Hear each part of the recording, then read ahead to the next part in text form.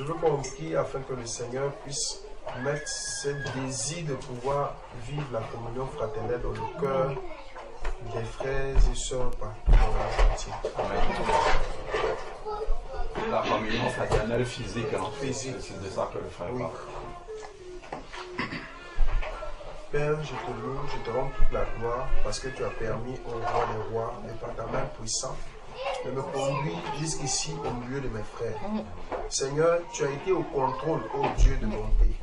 Depuis la nuit d'hier, ô roi des rois, tu t'es manifesté. Amen. Seigneur, merci parce que tu as contrôlé tous les paramètres jusqu'à maintenant. Que ton nom soit glorifié à jamais. Alléluia. Père de bonté, Seigneur, le désir de ton cœur, c'est que ta famille, Seigneur, se retrouve dans une communion fraternelle, afin que chacun puisse se connaître les uns les autres. Amen. Père, tu nous as appelés des différentes contrées, tu nous as appelés des différentes langues, tu nous as appelés des différentes familles. Mais en toi, Seigneur, nous sommes une seule famille, Seigneur Jésus. C'est pourquoi, ô Père de gloire, je prie, ô Dieu Tout-Puissant, que tu suscites ce désir dans le cœur de nos frères qui sont encore plus éloignés, afin qu'ils puissent comprendre que cet amour fraternel est quelque chose de vital, est quelque chose qui plaît à ton cœur, est quelque chose dans laquelle tu veux, ô Dieu de gloire, pour te manifester, pour pouvoir agir dans la vie de chacun de nous. Seigneur, donne-nous de comprendre l'importance de cette chose. Donne-nous de comprendre l'importance, ô Dieu de gloire, de cette communion fraternelle. Afin que, Seigneur Jésus-Christ, nous puissions être toujours animés d'un désir ardent pour pouvoir le faire, ô Dieu de grâce. Et que lorsque nous ne voyons pas physiquement, et que nous ne soyons pas en paix dans nos cœurs, et que nous puissions à chaque fois penser à voir nos frères, penser à voir nos soeurs. Seigneur, anime-nous de ces pensées-là, afin que chaque jour, Seigneur Jésus, nous soyons enthousiasmés de cette pensée, Seigneur Jésus. Oh Père, nous comptons sur toi, car nous savons que, Seigneur, lorsque nous comptons sur toi, tu agis. Amen. Oh Seigneur, aide-nous, Père de gloire, à garder cette flamme au roi des rois. Aide-nous à garder, Seigneur, ce désir temporel et continuel, Seigneur Jésus. Père, je prie encore davantage que tu nous soutiens, Seigneur. Tu connais, ô Dieu de grâce, nos faiblesses. Père de gloire, soutiens-nous afin que, Seigneur, là où nous sommes faibles, tu nous rends forts, Seigneur Jésus. Et que nous puissions nous supporter les uns les autres, Seigneur Jésus. Ô roi des rois, que nous puissions, ô Père de gloire, nous pardonner les uns les autres. Que nous puissions, Seigneur, nous aider les uns les autres. Ô Dieu, c'est en cela que nous saurons que nous sommes véritablement dans une famille. Père, nous comptons sur toi, Seigneur, pour cette œuvre que tu crées dans nos cœurs, pour cette œuvre que tu nous donnes d'accomplir, Seigneur Jésus-Christ. Car sans toi, Seigneur, nous ne pourrons rien, Seigneur. C'est pourquoi anime nos cœurs, Seigneur, de ces pensées. Partout dans le monde entier, tu connais tes enfants là où ils sont. Ils sont reculés, Seigneur Jésus. Ils sont seuls dans leur lieu. Père, permets de créer des rencontres, Seigneur Jésus. Permets, ô Dieu de grâce, de susciter des frères ça et là. Seigneur, c'est toi qui fais cette œuvre, ô roi des rois. Nous te prions d'agir, Seigneur Jésus. Merci, Père de gloire, pour cette communion fraternelle que tu vas continuer à faire, Seigneur, encore. Que la gloire et l'honneur te reviennent au nom de Jésus-Christ. Amen. Amen. Amen. Amen. C'est Maxime. Parole va bien. Va bien dans la... Joshua, va dans la chambre. Tu veux en force? J'ai un autre sujet de prière. Il faut que nous ayons tous un même langage. C'est ce que les Écritures nous enseignent. Amen. J'ai relaté cela hier à mon frère Alain Patrick. Et en fait, en l'expliquant, je lui avais dit, mais il y a beaucoup le Seigneur a suscité ses serviteurs. Mais par moments, il y a des points de divergence. Parce qu'il faut que nous tous, nous ayons le même langage. C'est ce que les Écritures nous enseignent. Nous prions afin que tous ces serviteurs que le Seigneur a envoyés là puissent vraiment garder ce même langage. Parce que nous nous abreuvons de ce que le Seigneur les donne. Le potentiel que le Seigneur met au-dedans d'eux, c'est de là que nous abreuvons. Mais s'il y a beaucoup de points de divergence, ça peut avoir des impacts sur nous qui les écoutons et qui les suivons.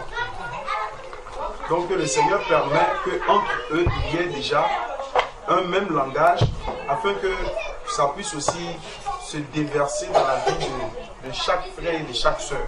Et qu'il n'y ait aucune barrière qui vient se positionner entre un frère je peux dire d'une assemblée à une autre. Si je peux donner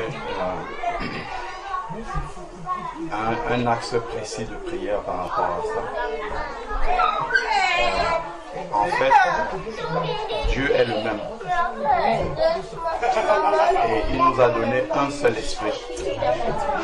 Et l'esprit de Dieu ne peut pas enseigner deux choses différentes. L'esprit de Dieu enseigne une seule chose. On a lu ça hier dans Jean chapitre 14, verset 26, où le Seigneur a dit: je vous donnerai mon esprit, l'esprit de vérité. Il vous enseignera toutes choses et vous rappellera mes paroles. Donc, les paroles de Jésus sont uniques. Il n'y a pas deux paroles de Jésus, il y a une seule parole de Jésus. Et ce que le Saint-Esprit fait, c'est de rappeler la seule parole de Jésus. Amen. Donc, s'il y a des divergences entre nous les frères qui enseignons, le problème n'est pas le problème du Saint-Esprit, le problème n'est pas le problème de la parole de Dieu, mais le problème c'est que nous tous, nous n'écoutons pas le Seigneur comme il le faut. Donc c'est ça le sujet de prière, c'est de prier pour que chacun de nous les frères qui enseignons, écoutons bien ce que le Saint-Esprit nous enseigne et que nous retransmettons exactement ce que le Saint-Esprit nous enseigne. Parce que c'est la même chose que le Saint-Esprit. Donc pour moi c'est précisément ça le sujet de prière. C'est que le Saint-Esprit il enseigne une seule chose, mais nous on est mal disposés. Ou bien on écoute mal, ou on transmet mal. C'est ça. Soit on écoute mal, soit on écoute bien et on est influencé par la chair, par autre chose. Donc on transmet mal. Donc voilà, je crois que c'est à ce niveau-là qu'il y a le problème. Donc c'est sur ça qu'il faut prier précisément. Amen. En fait, quand on regarde les Écritures, l'apôtre Paul nous fait comprendre également que c'est quelque chose en fait qui est presque inévitable. Il y aura aussi là dessus. C'est-à-dire que quoi, en fonction de notre croissance spirituelle, en fonction de notre niveau spirituel, nous serons à même de comprendre ce que Dieu nous donne à un moment donné de notre croissance. Ce qu'un frère ou une soeur à son niveau de croissance ne pourra pas comprendre, comme le Saint-Esprit veut le lui donner. Donc la prière vraiment, c'est que les uns et les autres soient remplis de patience vis-à-vis des autres. Si mon frère ne comprend pas la même chose comme moi, je ne dois pas me séparer de lui. C'est ça le véritable problème. Je dois accepter que à ce moment, si je peux dire un truc à mon frère, ma soeur, il ne comprend pas. Et je ne vais pas prendre un marteau pour forcer, que je prie le Seigneur pour qu'il lui explique, pour qu'elle puisse avoir cette croissance suffisante. Parce que c'est inévitable. Nous ne croissons pas tous de la même manière. Au début, le poussin dans le nid de l'aigle, il ne vole pas un seul jour. Il va commencer, il va tomber, et un jour sa mère le lâche dans les airs, et là elle arrive à prendre son envol. Or, il y a déjà au milieu de nous des aigles, il y a des poussins, il y a tout ça. Donc, le problème vient du fait qu'il y a certains, quand ils ont compris, il faut que les autres, même s'ils ne comprennent pas, ils acceptent et qu'ils se plient. Et quand ce n'est pas ça, non, toi tu n'as pas compris, toi tu n'es pas de Dieu, toi tu n'es pas appelé par Dieu. En fait, c'est l'orgueil, mes bien-aimés. C'est l'orgueil de la connaissance qui habite tous ceux-là qui disent qu'ils sont appelés du Seigneur pour enseigner. Alors que quand on voit l'apôtre Paul, il avait une humilité. L'apôtre Paul disait, mais si vous êtes d'un avis différent, Dieu va vous éclairer. Ne nous énervons pas pour ça. Vous voyez, c'est quoi en fait? C'est parce qu'on ne veut pas être soumis au Seigneur. L'orgueil. Quand j'enseigne, mon frère n'écoute pas. Arrêtons-nous, ne passons pas des nuits entières à discuter sur les versets bibliques. Arrêtons-nous à un moment donné, prions selon ce que le frère a dit. C'est un seul esprit. Si par humilité nous nous tournons tous vers cet esprit-là pour crier, Seigneur, viens donner l'unité de la foi, on va recevoir l'unité de la foi. Mais si nous voulons, parce que nous croyons avoir compris, imposer notre manière de voir à l'autre, c'est la chair. Même si nous avons compris, même si nous avons raison, C'est charnel parce que l'autre n'a pas le même niveau de compréhension à son niveau d'avancement spirituel. On ne sait pas, tu ne sais pas où il se trouve. Seul le Seigneur sait le niveau dans lequel il se trouve et la chose qu'il est à mesure de comprendre. C'est pour ça que Jésus lui-même dira, je ne peux pas encore vous expliquer ces choses. Vous ne pouvez pas encore les comprendre. Vous ne pouvez pas encore les porter. Et l'apôtre Paul va dire, vous êtes encore des bébés. Je vais encore vous donner du lait. Vous n'êtes pas encore capable d'écouter la nourriture spirituelle. Mais nous, on va venir, comme on ne discerne rien, on prend une parole forte, on donne à tout le monde. On a l'impression que tous sont aguerris. Et quand certains posent la résistance parce qu'ils ne comprennent pas ou parce qu'ils n'ont pas, ou d'ailleurs même des fois c'est nous-mêmes qui nous trompons, hein, on n'a pas la science infuse au niveau des Écritures. Il peut arriver même en tant qu'enseignant quelque chose, on croit avoir compris quelque chose, mais on ne comprend pas. Mais vraiment, je rends grâce à Dieu pour ce sujet-là. Mais vraiment, c'est quelque chose qui est important. Ça revient à la patience, à tuer tout orgueil et à dépendre de Dieu en fait. À dépendre de Dieu. Même si Dieu nous appelle à enseigner, nous devons dépendre de lui. Nous devons comprendre que c'est le Saint-Esprit, lui seul, qui applique la parole dans le cœur de chacun de nos bien-aimés. En fait. Et le problème que tu décris, frère, c'est cela. Ce qu'on voit partout aujourd'hui, c'est que quand je viens en tant que grand docteur, je ne sais pas quoi, dès que j'ai donné, vous devez prendre ça comme j'ai donné. Si vous n'êtes pas d'accord avec moi, vous êtes soit anathème ou je ne suis pas avec vous. Et c'est ça qui crée les divisions entre les bien-aimés en fait. Alors que les divisions ne devraient pas avoir si on est humble. Si on accepte que l'autre peut avoir, on a le même Seigneur. Prions ce Seigneur-là dans l'unité. Je ne vois pas beaucoup les frères qui discutent. Je ne vois pas beaucoup de frères se réunir et prier. Mais je vois les frères se réunir avec les versets. Toi, le verset là, non, ici, non, c'est dit, c'est comme ça. Toi, c'est comme ça. Mais posons ça à un moment donné, réunissons, mettons-nous à genoux, pleurons au Seigneur. L'effusion, parce que l'unité ne vient pas de la compréhension de notre cerveau, l'unité vient de l'effusion de l'esprit. Amen. S'ils étaient unis, comme tu dis, c'est parce qu'ils étaient remplis du Saint-Esprit en fait. Et voilà notre problème. Si on n'est pas rempli du Saint-Esprit, comme le frère disait, l'Esprit va parler d'une certaine manière, je vais comprendre différemment, l'autre va comprendre différemment. Et comme on n'est pas crucifié, ça va entraîner des dissensions. C'est ça. Donc vraiment, ça revient au fait d'être crucifié à soi-même et de se mettre à genoux, de dépendre de Dieu, de prier le Seigneur pour qu'il nous apporte. Parce que la Bible dit dans 1 Corinthiens 12 que nous avons été baptisés d'un seul esprit pour former un seul corps. Amen. C'est très important de comprendre cela. C'est l'esprit qui crée l'unité. Si on se lève pour chercher l'unité, on peut se mettre le doigt dans l'œil, comme dit. Mais si on cherche la communion avec Dieu, l'esprit, l'unité se fait de lui-même en fait. Parce que si il y a un seul esprit qui donne la connaissance, je suis connecté au même esprit, toi tu es connecté, mon frère et ma soeur sont connectés, mais l'unité se fait d'elle-même.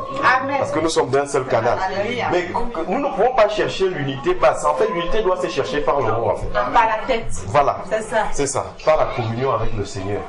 Mais vraiment, prenons cela sur nous, acceptons, c'est ça. Tu vois, il y a un orgueil qui veut qu'on ne peut pas accepter. Des fois, on discute pendant des heures parce qu'on veut que l'autre personne comprenne ce qu'on dit à science tenante. J'ai tellement la conviction que j'ai raison, qu'il faut que je force, que je cherche plein de versets. Mais mon frère, à un niveau, tu peux pas, au jour d'aujourd'hui. Même nous, en tant qu'enseignants, je vais vous faire un témoignage tout à l'heure, où il y a de cela 5 ans, j'avais pas la même révélation. Et c'est moi qui combattais ces choses-là, quand on venait me dire que non, c'est ça, je disais non, c'est pas ça. Et on voit que vraiment, aussi, quelle que soit la place qu'on occupe dans le corps, on a une évolution. Qu'on soit un enseignant, qu'on soit un enfant, on a tous une croissance. Même l'apôtre Paul le dit, je n'ai pas encore atteint le niveau, je n'ai pas encore gagné la couronne, je suis encore en train de courir.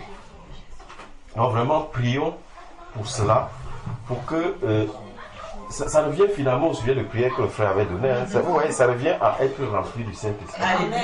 Si on est rempli du Saint-Esprit, frère, c'est pas quelqu'un qui va te dire, tu vas être dans cette ville, tu vas commencer à courir pour chercher où sont les bien-aimés. Parce que l'Esprit de Dieu en toi te pousse. En fait, le doigt, s'il ne peut pas décider de dire que je ne veux plus être du corps. Alléluia. Quand tu coupes le doigt du corps, il sèche, il meurt.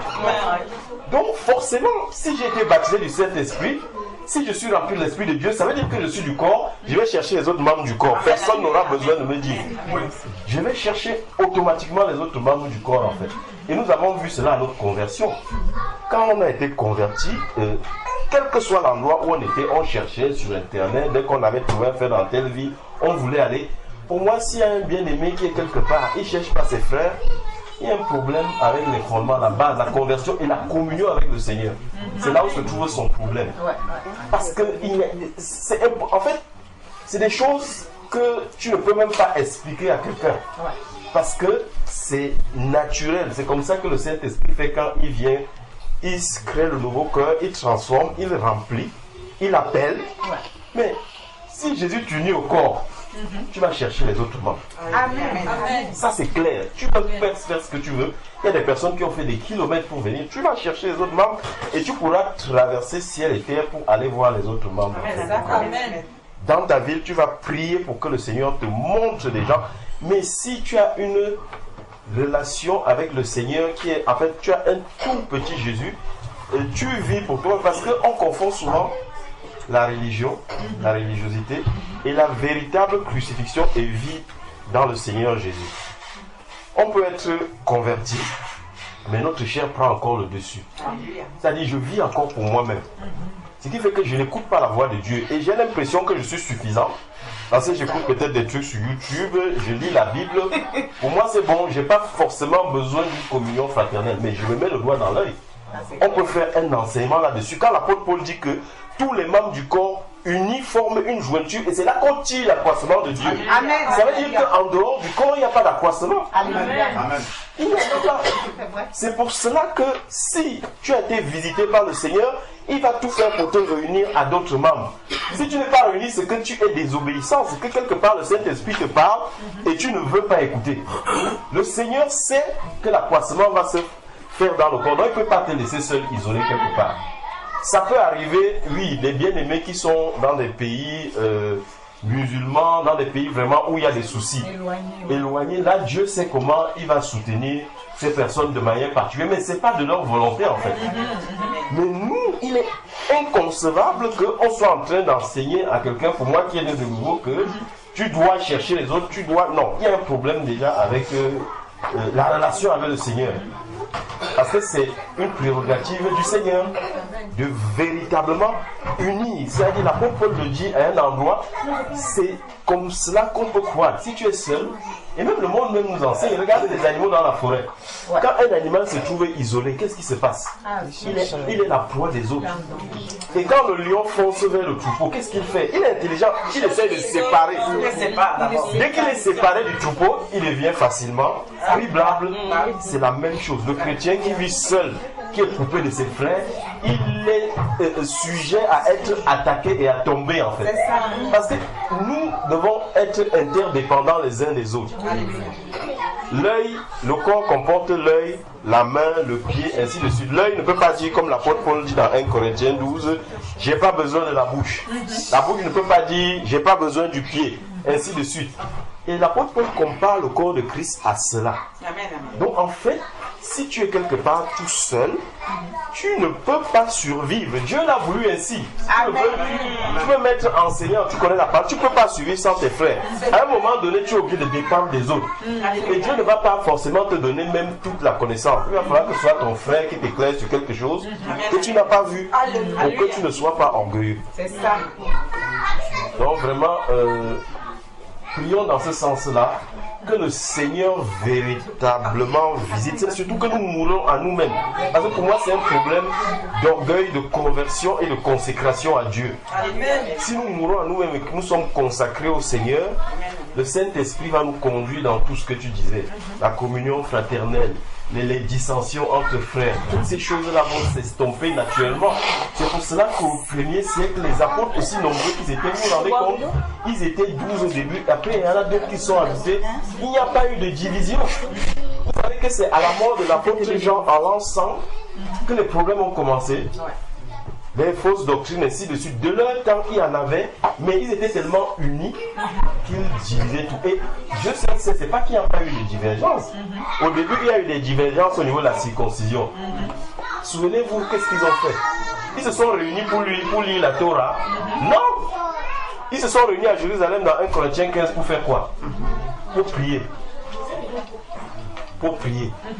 Et la Bible dit après que le Saint-Esprit nous a donné une conduite. Le Saint-Esprit et nous, ils vont sortir avec un consensus venant de Dieu. Amen. Alléluia. Amen. Et vraiment, c'est cela que pour ma part, nous devons faire.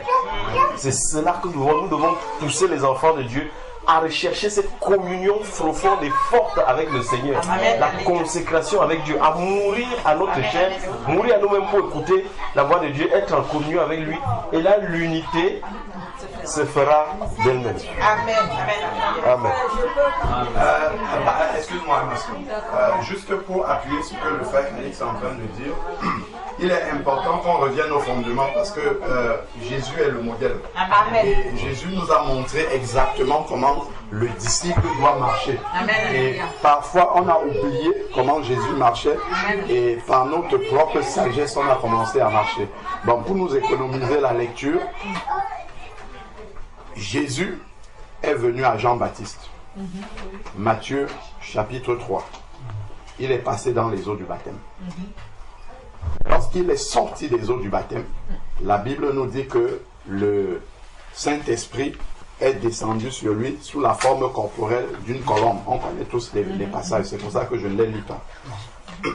Ensuite, le Saint-Esprit l'a conduit dans le désert, où il a jeûné pendant 40 jours. Donc, il est entré dans la communion. D'ailleurs, ceux qui ont suivi les enseignements cette semaine ont parlé de l'intimité avec Dieu, dans le jeûne. Donc, Jésus est entré dans l'intimité avec Dieu. Le frère a parlé d'intimité avec Dieu. Parce qu'on n'a pas d'intimité avec Dieu, on pense qu'on est suffisant, chacun reste de son côté. Donc, Jésus est entré dans l'intimité de Dieu pendant ces 40 jours de jeûne. Et lorsqu'il ressort de l'intimité de Dieu, la parole dit maintenant qu'il est revêtu de la puissance du Saint-Esprit. Il est rempli du Saint-Esprit. Et quand il est rempli du Saint-Esprit maintenant, il ne dit pas, bon, moi je vais aller prêcher seul. Quoi qu'il pouvait le faire. Il avait tout pour le faire. Mais qu'est-ce qu'il fait? Première chose, il trouve Pierre et André. La communion fraternelle. Rempli du Saint-Esprit, c'est la première chose qu'il fait. Il trouve Pierre et André. Il dit, vous êtes pêcheurs de poissons, je vous ferai pêcheurs d'hommes. Suivez-moi. Dès qu'il se déplace, il trouve Jacques et Jean avec leur papa Zébédée. Suivez-moi. Il nous montre que lui-même, le Seigneur, il nous montre que sans la communion fraternelle est la base. C'est avec eux qu'il a commencé. Après, Philippe est arrivé, Nathanaël et ainsi de suite. Donc ça c'est le modèle du Seigneur lui-même. Il nous montre comment est-ce qu'un enfant de Dieu doit vivre. Amen. Si on rate ce modèle-là, je me suis converti quelque part et puis je reste seul dans mon coin, je ne cherche pas. Et pour avoir cette unité-là, effectivement, après, maintenant, il faut mourir. Il y a des choses pour pouvoir rester, supporter mon frère. C'est là où la mort de la chair. Parce que mon frère n'est pas comme moi. Alléluia.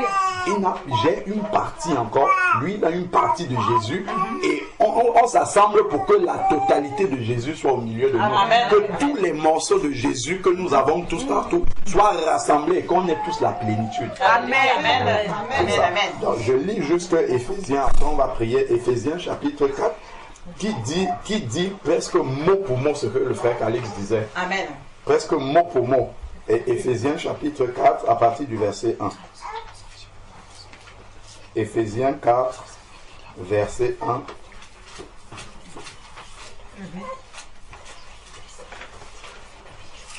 Éphésiens chapitre 4, verset 1. Je vous exhorte donc, moi, prisonnier du Seigneur. Donc, il faut déjà être prisonnier du Seigneur pour comprendre ce qui va arriver. Donc, si je ne suis pas prisonnier du Seigneur, ça veut dire que je suis libre par rapport au Seigneur. Donc, je peux faire ce que je veux et non rechercher ce que le Seigneur veut. C'est ça, prisonnier du Seigneur. Prisonnier, c'est-à-dire, c'est être enchaîné par la volonté de Dieu. Amen. C'est ça, prisonnier du Seigneur. Amen. Donc, même si je suis suffisant, là, je vais chercher qu'est-ce que le Seigneur lui veut. C'est ça, entrer, être dans la prison de la volonté de Dieu. Amen. Donc, il commence d'abord par là. Donc ça, c'est déjà un premier sujet de prière. Donc, le frère, lui, il parlait des frères qui enseignent prier pour nous, pour qu'on soit prisonniers du Seigneur. Alléluia. Pour l'instant, nous ne sommes pas prisonniers du Seigneur, nous sommes indépendants du Seigneur. Donc, c'est comme ça, on parle d'un sujet général, mais après, on précise maintenant. Parce que si nous comprenons que c'est mal que les enfants de Dieu suivent des frères et que nous enseignons parfois des choses qui sont différentes. Donc, vous devez, comme l'apôtre Paul disait, prier pour nous. Donc, vous devez prier pour nous aussi. Et ça, ce sont les axes de prière précis sur lesquels vous devez prier et que nous-mêmes, nous devons prier aussi par rapport à ça. Comme ça, il y a des points précis. Donc, premier axe de prière, si quelqu'un peut noter comme ça, après quand on va commencer à prier pour ce sujet, on va prendre chaque axe et puis on va prier par rapport à ça. Donc, premier sujet, prier pour que ceux qui enseignent la parole de Dieu soient prisonniers du Seigneur. Et que ceux qui écoutent la parole qui est enseignée soient aussi prisonniers du Seigneur. Amen. Parce que si des prisonniers du Seigneur enseignent la parole de Dieu à des personnes qui sont libres par rapport au Seigneur, ça ne marchera toujours pas. Amen.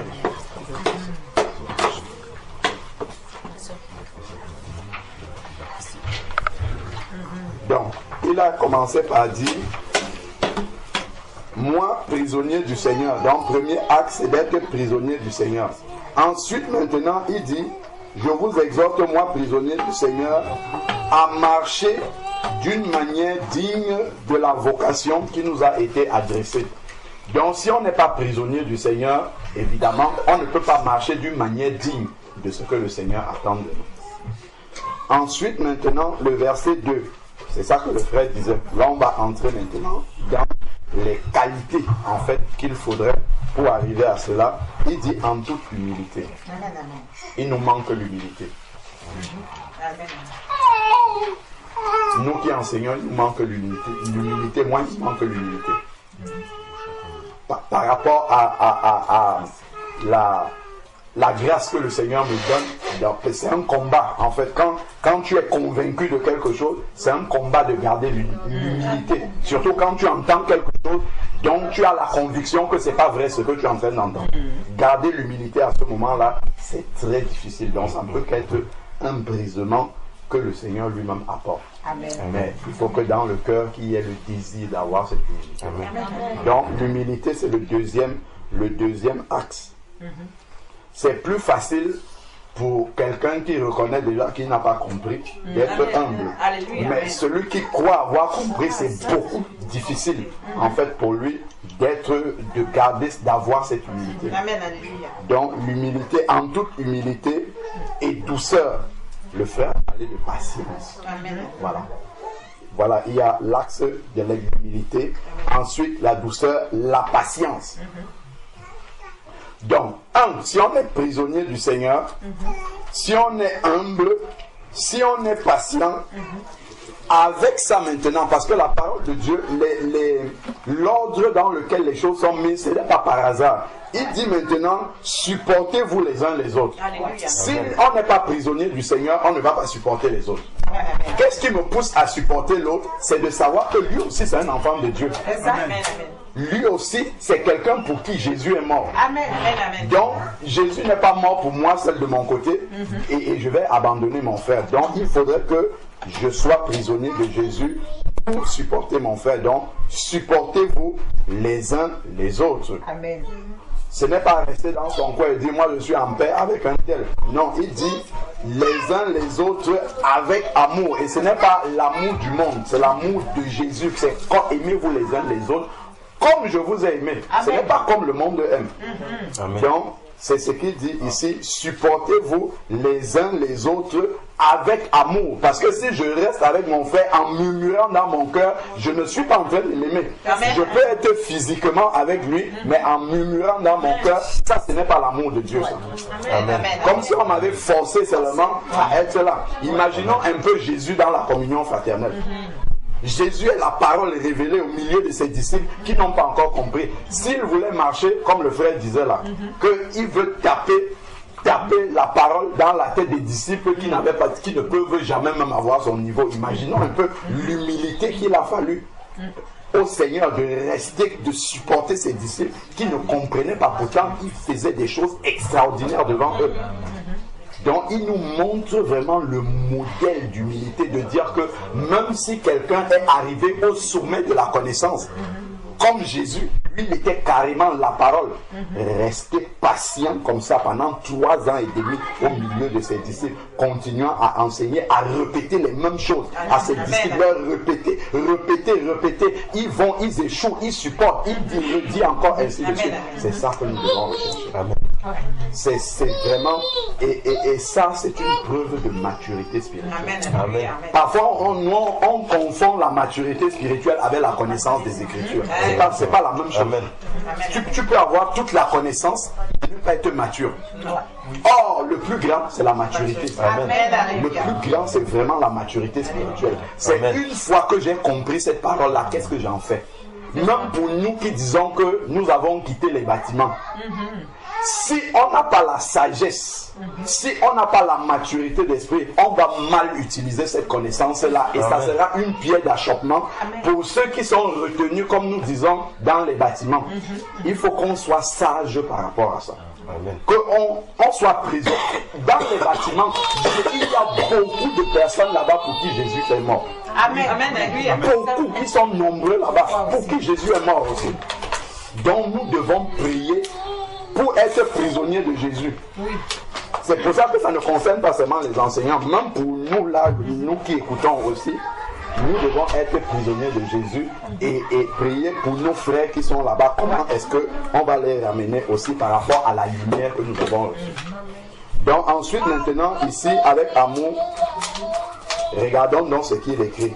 Maintenant qu'on est prisonnier de Jésus, on est humble, on a la patience, on supporte les autres.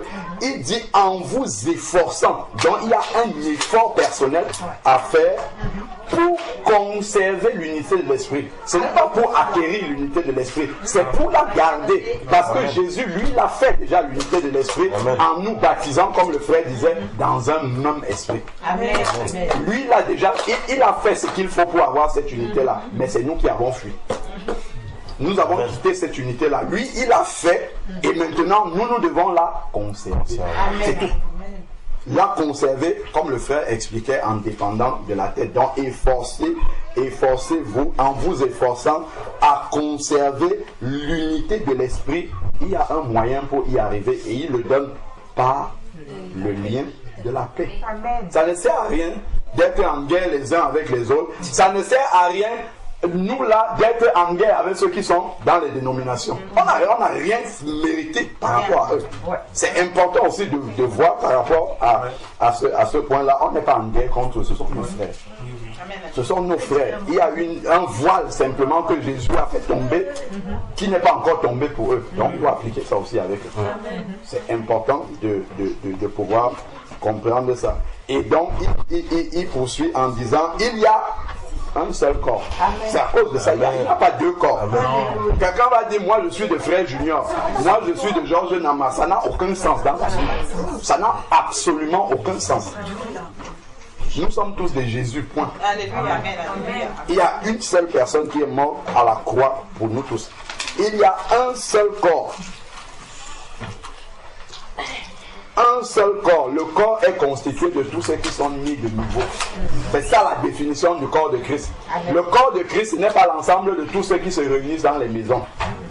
Le corps de Christ, c'est l'ensemble de tous ceux qui sont nés de nouveau, qui se sont repentis de leurs péchés, qui ont renoncé à leur vie ancienne, qui ont coupé les ponts avec leur vie ancienne, qui se sont engagés publiquement dans les eaux du baptême par immersion au nom de Jésus. Leur vie ancienne a été enterrée. Ils sont ressuscités à une vie nouvelle. Ils ont reçu l'Esprit de Dieu. C'est l'ensemble de tout cela qui sont le corps de Christ. Après, maintenant, on grandit dans dans la marche. avec le Seigneur. Mais le corps de Christ, quand il dit nous sommes un seul corps, c'est ça la définition du corps. Il y en a qui ne marchent pas encore conformément à toute la lumière de la parole, mais ils font partie du corps. Parce que des fois, nous voyons les bien-aimés des dénominations comme des gens qui ne sont pas du. Ils sont du. Il y a beaucoup là-bas. Dieu les connaît. Beaucoup sont du corps de Christ. Beaucoup ont expérimenté ce que qu'on vient de dire. Il y a juste un voile qui doit tomber pour qu'ils obéissent au Seigneur, tout simplement. Bien évidemment, il y a beaucoup de mauvais aussi. Et à la fois là-bas et dans les maisons. Ce n'est pas, dans la maison, n'est pas comme mon frère Loïc disait. Ève a été trompée par le serpent, pas dans un bâtiment. La maison ne protège de rien du tout. Voilà. Il faut qu'on soit conscient par rapport à ça. Donc, il dit un seul corps. Tout ce qu'on a dit tout à l'heure, un seul esprit. Et c'est l'esprit qui enseigne. Un seul esprit. Il dit qu'il y a un seul esprit. Comme vous aussi, vous avez été appelés à une seule espérance, celle de votre vocation. Après, il dit il y a un seul Seigneur, une seule foi, un seul baptême, et ainsi de suite. Amen, alléluia. Donc, c'était juste pour appuyer ce que le frère a dit. Et que Alléluia, on ait des axes de prière précis, et on va prendre chacun de ces axes-là et prier par rapport à ça. Amen. Amen. Oui, en fait, si je dis quelque chose qui voudrait rajouter la communion fraternelle, notamment physique, c'est que le Seigneur nous appelle à nous réunir entre partisans de Christ, à tisser un lien étroit. Donc, parce qu'on est des degrés spirituels différents, afin que chacun puisse profiter de l'autre pour grandir dans la foi. C'est pas ce que le Seigneur attend de nous. Donc, moi, je me dis que c'est ce qu'on devrait faire et pas de se mettre à juger les autres. Donc, voilà.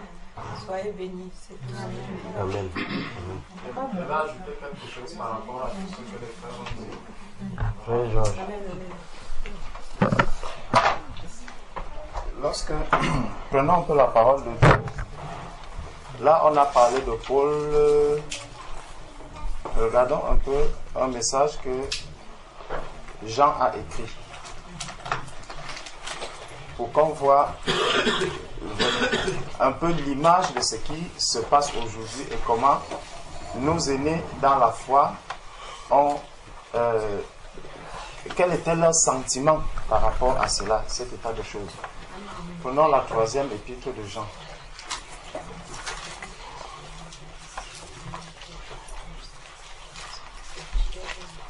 Troisième épître de Jean. C'est juste 15 versets, donc on va lire un peu le texte. L'ancien Agaius, le bien-aimé que j'aime dans la vérité.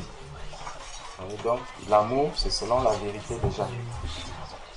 Bien-aimé, je souhaite que tu prospères à tous égards et sois en bonne santé comme prospère l'état de ton âme. Donc, pour que un enfant de Dieu vraiment puisse prospérer en toutes choses, Jean vient nous révéler qu'il doit le faire en fonction de la prospérité de son âme, donc l'état de son âme. Il doit prospérer. Ça veut dire qu'il doit grandir. Comme les frères le disaient tout à l'heure, il faudrait qu'il y ait vraiment quelque chose de visible que l'on voit dans sa marche par rapport aux fruits de l'esprit. Donc, j'ai été fort réjoui lorsque les frères sont arrivés et ont rendu témoignage de la vérité qui est en toi. Écoutons bien le mot qu'il utilise, la vérité. On a vu ça depuis le début. Et ont rendu témoignage de la vérité qui est en toi, de la manière dont tu marches dans la vérité. Je n'ai pas de plus grande joie que d'apprendre que mes frères marchent dans la vérité. Donc, il dit déjà, il s'est d'abord adressé à Gaius. Maintenant, il ne dit plus simplement à Gaius, mais il dit d'apprendre que mes enfants marchent dans la vérité. Donc, tous ces enfants dans le Seigneur, nous sommes tous appelés à marcher dans la vérité. Bien-aimé, tu agis fidèlement dans ce que tu fais pour les frères et même pour les frères étrangers. Donc, que ce soit les frères qui sont avec toi, que ce soit des frères étrangers, tu agis de la même manière. Lesquels ont rendu témoignage de ta charité en présence de l'Église, tu feras bien de pourvoir à leur voyage d'une manière digne de Dieu. Car c'est pour le nom de Jésus-Christ qu'ils sont partis sans rien recevoir des païens. Retenons d'abord une chose dans ce verset. Il dit c'est pour le nom de Jésus qu'ils sont partis. Je ne pense pas que tous les conducteurs, tous ceux qui ont été appelés par le Seigneur, qui viennent parler, je ne pense pas qu'il y a un seul qui ne parle pas au nom de Jésus-Christ. Ça, c'est déjà quelque chose à prendre en considération. Parce que tout ce que l'on va citer, vous allez entendre, il va vous parler de la part de Jésus. Il va vous parler de la part de Jésus. Est-ce que Christ est donc-il déjà divisé? Christ ça reste le même Christ. Donc, car c'est pour le nom de Jésus-Christ qu'ils sont partis sans rien recevoir des païens. Nous devons donc accueillir de tels hommes afin d'être ouvriers avec eux pour la vérité. Nous devons les accueillir pour être ouvriers avec eux pour la vérité. Là, il y a déjà une première interrogation. Vous voyez, il y a quelque chose qui se passe. C'est que un bien-aimé arrive. Quel accueil on va déjà lui réserver?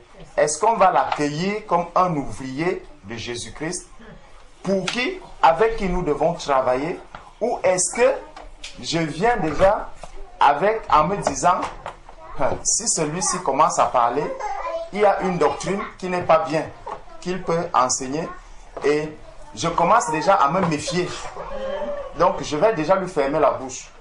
Vous voyez, ça c'est justement ça, c'est pour ça que le problème de l'orgueil dont on a parlé, c'est très très très important. Sachons une chose, Christ est mort pour nous. Je ne suis mort pour personne. Mon frère Alain est mort pour personne. Et mon frère Alain ne sauvera personne. Vous comprenez? Le frère Junior ne sauvera personne.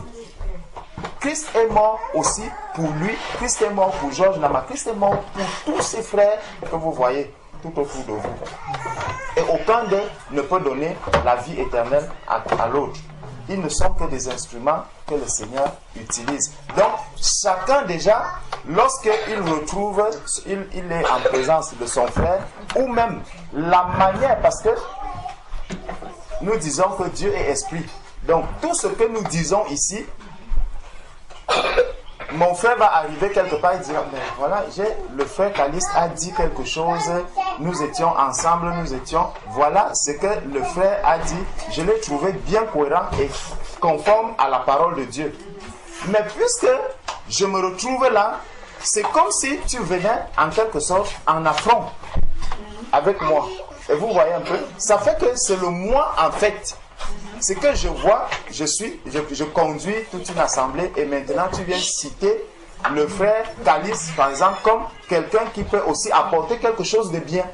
Ça, on peut le renier, on peut le dire que non, ce n'est pas ça. Mais en réalité, ça existe au fond. C'est pour ça que quand on parle de l'orgueil et tout, ça existe au plus profond de nous-mêmes. Ce que je chercherais toujours à dire non, mais il ne faudrait pas que le frère Caliste peut-être prenne la parole quand les bien-aimés vont voir que le frère Caliste excelle, il excelle. Non, ça, c'est un peu mon image. Et vous voyez, ça c'est le moi. C'est toujours le moi.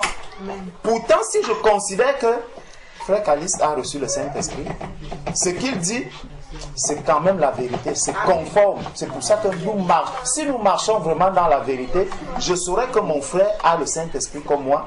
Donc ce qu'il dit, avant de le balayer du revers de la main, parce que moi j'ai déjà autre chose, je m'arrête, je prends la parole Dieu. Là je suis en train de marcher dans la vérité. Parce que le Seigneur même nous dit que c'est la parole de Dieu qui va nous juger. Donc, pour juger mon frère, pour juger ma soeur, il va falloir que je prenne aussi la vérité, que j'examine.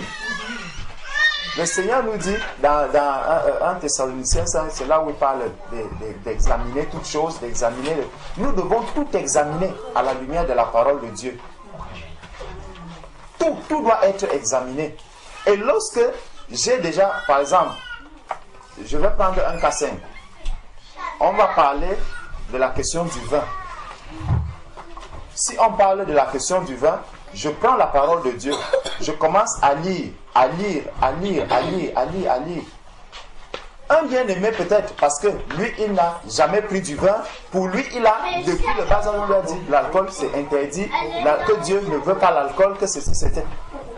Si je m'arrête un instant, je dis oui, moi, c'est ma position, c'est que si on fait la scène, on va faire la scène sans alcool. Je prends la parole de Dieu, j'ouvre. Je commence à examiner. Est-ce que je pars en cherchant la vérité qui est dans la parole de Dieu, ou est-ce que je pars déjà avec les prérequis qui sont en moi et où je cherche simplement à éclairer ces prérequis que j'ai? Là, ça change tout. Ça change tout. Mon raisonnement déjà est tronqué, mon raisonnement va être faussé d'office parce que je ne veux plus marcher dans la vérité. Donc, le fait de savoir que, et on va voir par la suite ce que Jean dit par rapport au frère Dieudonné, on nous dit que nous devons donc accueillir de tels hommes afin d'être ouvriers avec eux pour la vérité. J'ai écrit quelques mots à l'église, mais Diotrephe, qui aime à être le premier parmi eux, c'est très dangereux. C'est très très dangereux. Je veux être le premier parmi tous mes frères. Je veux être au-dessus de tous mes frères. J'ai reçu une révélation. Ma révélation est au-dessus de celle de tous les autres frères. C'est très très dangereux, mes frères. C'est très dangereux. J'ai reçu la révélation que Jésus-Christ est Dieu. Il ne faudrait pas que, lorsque je vais me retrouver avec Georges Nama, Jésus-Christ n'est pas Dieu, prenons ceci. Jésus-Christ n'est pas Dieu, prenons ceci, Jésus-Christ. Là, je suis en train de fermer totalement même cette révélation-là à mon frère. Parce que si même le Seigneur Jésus vient lui parler, peut-être la nuit il dort, le Seigneur commence à lui montrer les versets où il dit que je suis Dieu, je suis Dieu. Pour lui, quand il va se réveiller, qu'est-ce qu'il dira? Comme j'ai passé le temps avec Alain Patrick, qui a la révélation que Jésus-Christ est Dieu. Ce Alain Patrick, ce n'est même plus, c'est un sorcier, parce qu'il est venu me parler même dans le songe, dans les rêves. Vous voyez? Pourtant, c'est le Seigneur lui-même qui est venu devant lui-même. Comme je voulais prendre le marteau, taper sur ta tête, vous voyez, automatiquement, même ce que l'esprit est en train de lui révéler, il le reçoit par la chair. Et ça, si je me retrouve avec Georges, on va parler de beaucoup de sujets. Si le Seigneur permet qu'on brosse le sujet sur la divinité, on va le brosser et puis on passe à autre chose. On continue ensemble parce que ce n'est pas moi qui le révèle, c'est le Seigneur qui va le lui révéler. Donc, prendre mon frère comme un ouvrier du Seigneur avec qui je suis appelé à travailler. Mais si à chaque fois non, ceux qui ne connaissent pas Jésus, non, ça c'est des bêtises, ça c'est ceci, ils sont du diable. Ce n'est pas bon du tout. Et ça, je vous dis, quand quelqu'un dit cela au milieu de tous les bien-aimés qui sont là, qui ne sont pas encore affermis, je vous assure, vous ne pouvez pas imaginer ce que ça fait dans le cœur de cette personne. Parce que tu vas prendre maintenant un bien-aimé, tu le mets auprès de Georges Nama. Dès qu'il voit Georges en train de parler, il ramasse d'abord son sac, il sort. Parce qu'on lui a déjà dit que puisqu'il n'a pas compris que dans la parole de Dieu, voici ce qui est écrit. Donc, quand Georges va se mettre à parler, automatiquement, ça pour lui, ce n'est pas un homme de Dieu, il ne sert pas Dieu. Il ne sert pas du tout Dieu. Et beaucoup de bien-aimés, vous allez vous rendre compte, vous vous rassemblez avec des bien-aimés, mais pour vous, Jésus est qui? Qui est Jésus pour vous? Si vous lui dites que, mais Voici ce que la parole de Dieu dit. Non, frère, je ne suis plus avec vous, je m'en vais. C'est des cas qu'on a vécu. Il y a plein de bien-aimés qui sont partis comme ça, qui n'arrivent, qui ne veulent même pas se rassembler avec nous, qui préfèrent rester tout seuls. Simplement parce qu'ils estiment que c'est une hérésie de penser que Jésus-Christ est Dieu. Ils préfèrent rester de leur côté. Et ça, c'est parce que je me mets déjà en tête que je dois être premier. J'ai eu la révélation sur tout. Donc, comme je suis le premier, le deuxième ne sera jamais premier. Donc, ce que j'ai, je m'arrête là. Je m'arrête là. Ça, c'est très, très dangereux. Donc, mes frères, en priant, prions vraiment pour que tout ce que le Seigneur a appelé pour être ses ouvriers, vraiment, que ces désirs d'être premier, vraiment, qu'ils sortent. Que Jésus croisse et que moi je diminue, c'est ce que Jean-Baptiste a dit. Cherchons, prions pour que tous puissent diminuer, parce qu'on peut se retrouver, on est assis tous ensemble, mais quand mon frère Trabi va parler, je dis, ah, celui-ci, il peut dire quoi de bon? Fais vite, parce que c'est moi qui suis premier, c'est moi qui ai la révélation, c'est moi qui... Donc, il faut que je parle, absolument. Vous voyez? Et tant que je n'ai pas parlé, tous les saints ne sont pas, ont toujours soif. Je ne sais pas si vous voyez un peu jusqu'où ça peut aller. Parce que j'ai mis dans la tête de mes bien-aimés que je suis premier. Et donc, ma révélation, donc ce qui va sortir de ma bouche, ce n'est que ça qui peut vous apaiser la soif ou étancher votre soif. Donc, si on se retrouve, tant que je n'ai pas pris la Bible, commencez, même si je vous dis seulement que la grâce, la paix et la miséricorde du Seigneur soit avec vous, avec chacun de vous. Voilà, ça.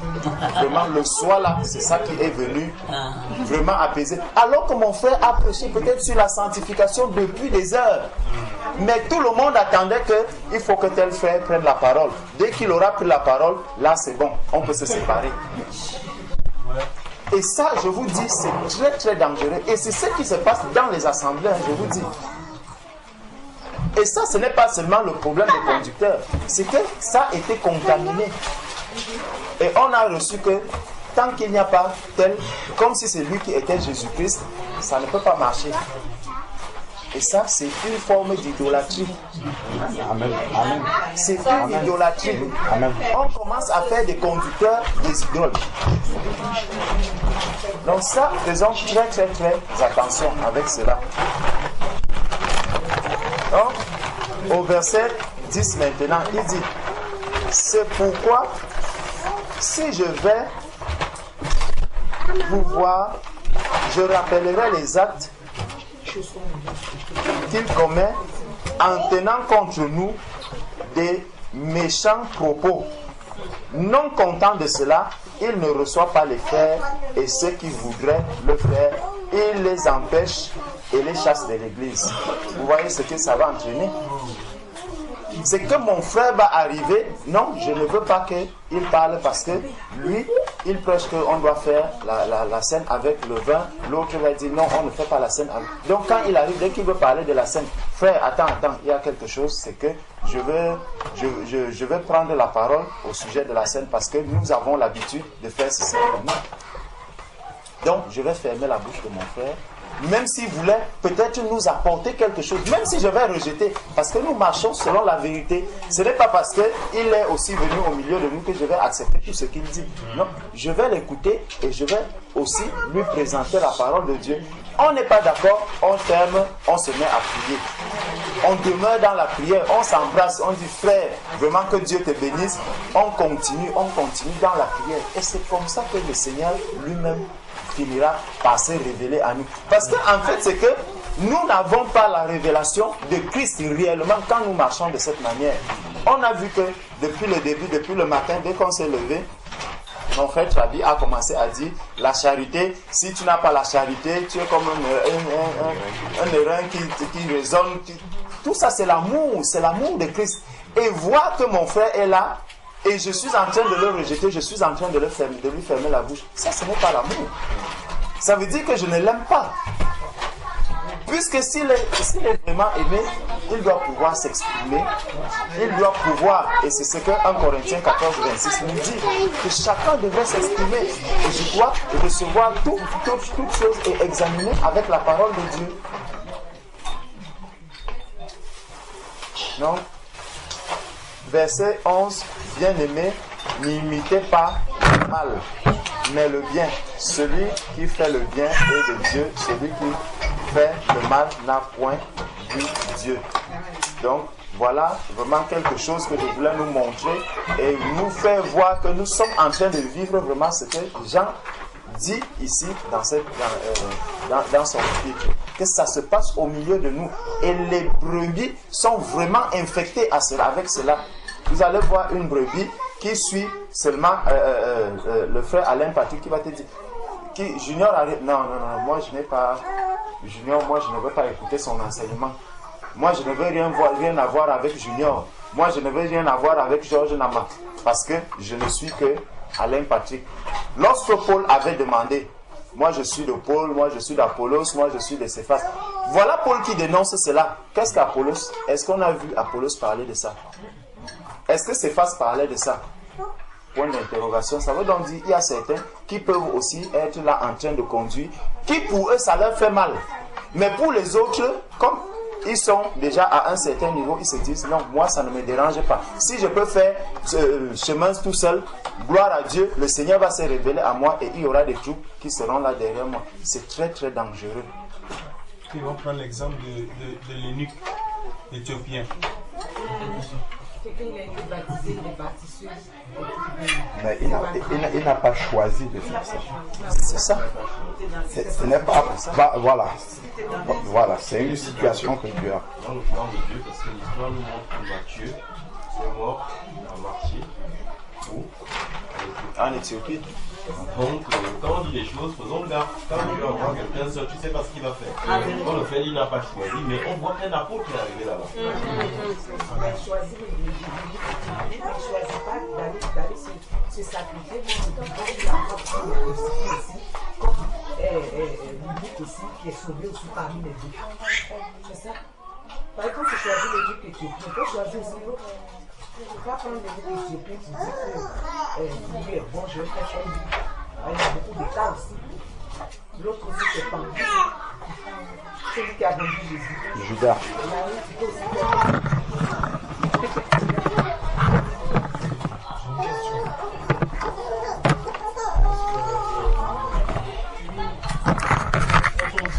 Il ne faut pas venir avec un esprit de division, mais plus un esprit de communion, de partage et d'édification pour l'Église. Mais quand on examine la parole et qu'on prend l'exemple de Acte 15, on dit que Paul et Barnabas eurent avec eux un débat et une vive discussion.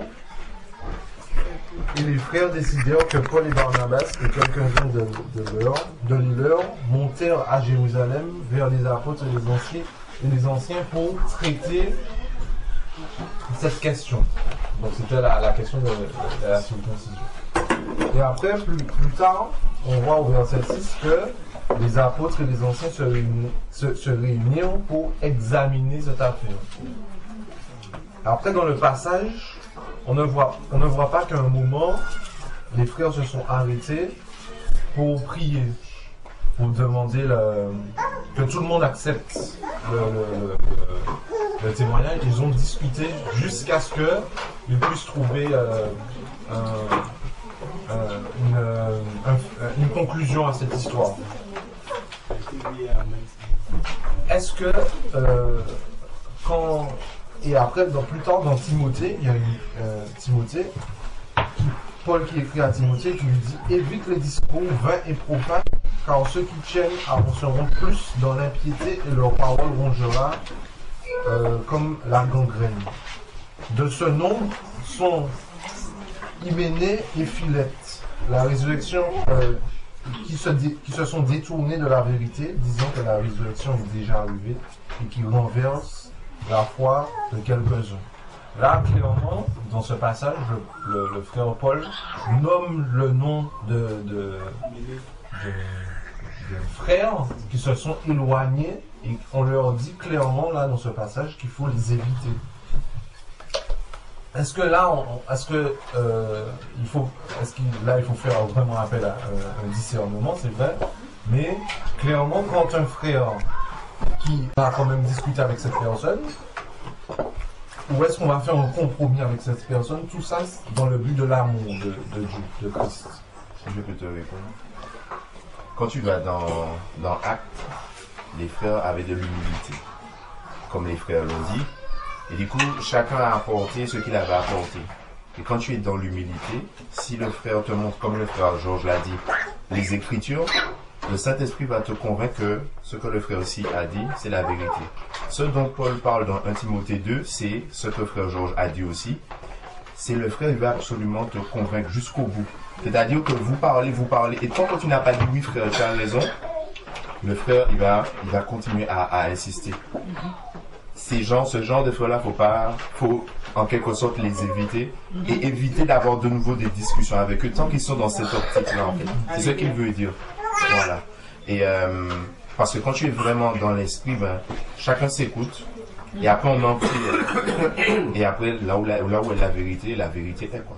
Voilà. Dans Acte 15, ils sont arrivés à la même conclusion. Voilà. Parce qu'ils marchaient dans l'humilité justement.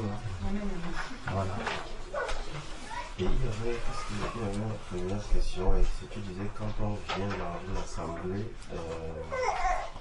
quand on vient avec l'esprit de division. Voilà. Et je pense que le frère Georges a répondu à ça en fait. Ça ne veut pas dire qu'en fait si tu as quelque chose dans ton cœur qui est divergent, tu n'as pas le droit de parler, on va dire que parce que tu dis quelque chose de contraire, tu es là, non.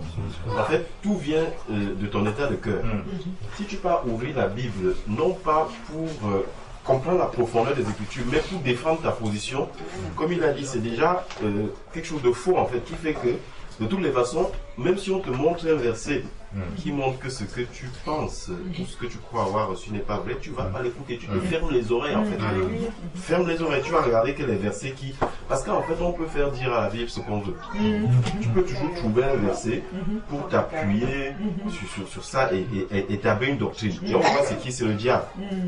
Le diable, quand il est venu voir Jésus, il a dit, mais il a été écrit qu'on donnera des anges pour que... Mais saute! Il s'appuyait sur un verset biblique. Mais il a fallu que le Seigneur dise, il est aussi écrit. Il est aussi... Or, ces personnes qui ont cet esprit de division-là vont se bloquer de cette manière. Mais il est tout à fait normal que quand tu ne comprends pas quelque chose comme ton frère a compris, tu discutes. Ça, c'est pas... péché, on va pas dire que tu as un esprit de division pour ça. Mais c'est en fait l'état d'esprit qui fait cela. Quand on regarde dans Actes des Apôtres, comme tu dis, oui, ils ont discuté. On ne dit pas expressément qu'ils ont prié. Mais pour moi, quand on dit qu'il nous a plu au Saint-Esprit et à nous, oui, c'est qu'ils ont prié c'est-à-dire qu'ils étaient remplis de l'Esprit de Dieu. Quand tu es rempli de l'Esprit de Dieu, dès que je lis le verset, ça sonne en toi la vérité et l'innocence, c'est ça. Et la discussion s'arrête. Mais en général, c'est parce qu'il y a un autre qui est arrêté sur sa pensée. Et tu peux lire ce que tu veux. Les oreilles sont bouchées. Quand tu lis, même il est en train de chercher un autre verset dans son esprit. Et il ne t'écoute même pas en fait. Ou contredit. Et du coup, la discussion peut passer. Voilà. Je voulais dire quelque chose parce que ce que le frère avait dit tout à l'heure, dans Actes des Apôtres, ils avaient fait des discussions dans la réunion des anciens. Et puis, mais ce que l'apôtre Paul parle, quand il conseille Timothée, il dit d'éviter les disputes.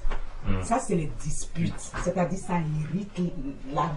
Ça apporte des irritations. C'est ça qui n'est pas bon. Parce que là, l'esprit ne travaille pas. Ce sont des discussions vaines. Vaines, en fait. Ça peut prendre du temps pour rien.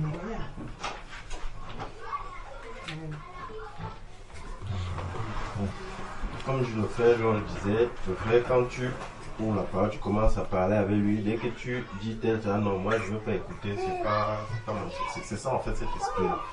Un enfant de Dieu, en fait, qui a l'esprit de Dieu en lui, doit être en mesure de discuter tranquillement avec son frère, sans que ça ne devienne des disputes, sans qu'on ne sente le ton s'élever. Dès qu'il y a des choses comme ça, c'est la chair, c'est les disputes, et il faut s'arrêter, il faut laisser tomber. Mais on doit, d'ailleurs c'est ce que le Seigneur nous recommande, passer notre temps à méditer les Saintes Écritures. Mais certains passent leur temps, non pas à méditer les Saintes Écritures pour les approfondir, mais pour s'émousser devant leurs frères, pour montrer l'étalage de la connaissance. On se ment à soi-même, on passe le temps dans les Écritures pour après lire les versets, j'ai vu ceci. Non pas pour édifier, mais pour un peu s'élever, comme disait le frère Georges, montrer que je connais. Et ça, le Seigneur voit ton cœur, il le connaît. Et cette parole-là, comme nous le voyons très bien dans Luc 24, la Bible nous dit que le Seigneur ouvrit leur esprit pour qu'ils comprennent les Écritures. Donc si tu es quelqu'un qui ne prie pas, je suis désolé, tu passes ton temps dans la Bible, tu ne comprendras pas, tu crois avoir compris, mais tu ne comprendras rien du tout. C'est ça qu'il faut que nous comprenions aussi. C'est le Saint-Esprit qui est en nous, qui nous révèle les profondeurs des Écritures. Donc si je ne suis pas dans la communion avec le Seigneur, dans la prière continuellement, je n'aurai pas la révélation. Si je passe mon temps uniquement à lire la Bible et à établir des choses, j'aurai un problème. J'aurai un problème, je vous assure. Alors, aussi bien, même un enseignant, le Seigneur faisait comprendre que quoi? L'enseignant qui se séduit lui-même en croyant que c'est en passant plus de temps dans les Écritures qu'il va édifier, s'est trompé. Le vrai enseignant, c'est celui qui a 80% de temps dans la prière et les 20% dans les Écritures. Parce que tout vient du Seigneur. Tout vient, c'est parce que tu vas demeurer à genoux. Et ça, c'est pas que l'enseignant. Quand tu vas, en tant qu'enseignant, donner un message à un frère, un bien-aimé, s'il ne passe pas le temps à genoux auprès du Seigneur, lui, il ne comprendra pas. Et les choses vont venir. Donc, vraiment, la clé, c'est cela. Il faut aller toujours à la source de celui qui donne la connaissance, la compréhension, demeurer dans la prière. Et souvent, un frère disait, il faut des fois lire même à genoux. Un verset me donne, je n'ai pas compris, je vais dans l'humilité, je prie le Seigneur, je dis, Seigneur, révèle-moi la profondeur de ces versets-là. Je vous assure, il y a des versets, quand vous lisez à un moment donné, je dis, mais j'ai jamais lu ça. Chaque fois, je passe devant, mais je n'ai jamais compris cette profondeur. Et ça, ce n'est possible que si l'orgueil est totalement arrêté. Le frère disait que c'est très dangereux. Pourquoi? J'aime le terme vraiment, c'est dangereux parce que c'est le péché du diable. C'est le péché de celui qu'on appelait Lucifer. Dieu lui avait tellement donné la gloire. À un moment donné, il a oublié que c'était la gloire de Dieu. Et il a voulu être premier, il a voulu aller au-dessus de Dieu en fait. C'est cette envie d'être premier. Et nous voyons que même les apôtres l'ont eu. À un moment donné, les apôtres vont voir Jésus. C'est qui le premier d'entre nous? C'est les regards, mais c'est pas possible. Ils étaient déjà au milieu d'eux, ils cherchaient déjà à savoir qui est le meilleur, qui va être le chef, qui va remplacer Jésus quand je pars. Jésus leur a dit, le premier d'entre vous sera le serviteur. Le serviteur. Et l'apôtre Paul va conclure en disant, regardez toujours les autres comme supérieurs à vous. Si je regarde les autres toujours comme supérieurs à moi, il n'y aura pas d'orgueil. Je vais être en plein à écouter les autres, même si je connais, même si... Et le Saint-Esprit va accomplir la chose en raison de nous. Amen. Amen.